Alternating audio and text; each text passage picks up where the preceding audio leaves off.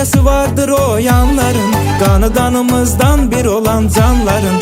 Ağrın alim, dərdin alim deyə deyə qadasın alım mən belə insanların. Ürəyim istəyir gedək Gürcüstana, deyək güləş qulluq eyləyək cana. Bizə əzizdir doğma borc alıyordu, dostlarım da zəng eləyir gəl dana.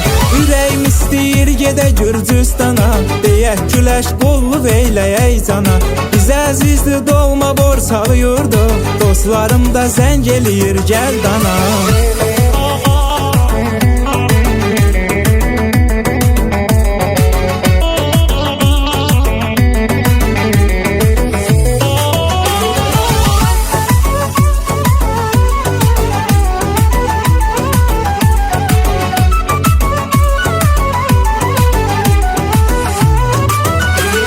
Sazlı sözlü toylar can dermanı, şairlerin aşıqların ünvanı. Sevinirəm ki Azərbaycanlıyam, mən sevirəm bu xalqı selin canı.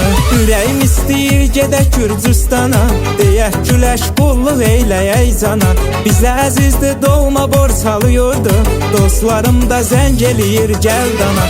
Ürəyim istəyir gedək Gürcüstana, deyək güləş qulluq eyləyək cana. Bizə əzizdir doğma borc alıyordu, dostlarım da zəng eləyir gəl dana.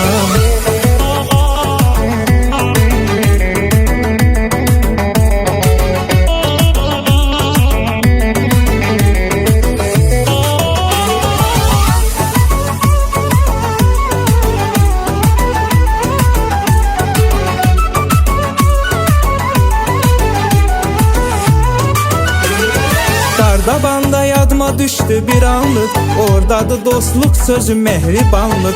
Şöhrəti dillərdə gəzib hər zaman, Gürcüstanın ürəyi olub soğanlı. Ürəyim istəyir gedək Gürcüstana, deyək güləş qulluq eyləyək cana. Bizə əzizdir doğma borc alıyordu, dostlarım da zəng eləyir gəl dana. Ürəyim istəyir gedək Gürcüstana, deyək güləş qulluq eyləyək cana.